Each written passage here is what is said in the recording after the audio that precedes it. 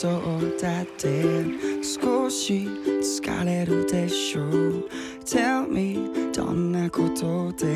も話してみて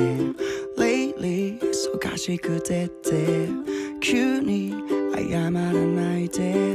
Trust me the oneにな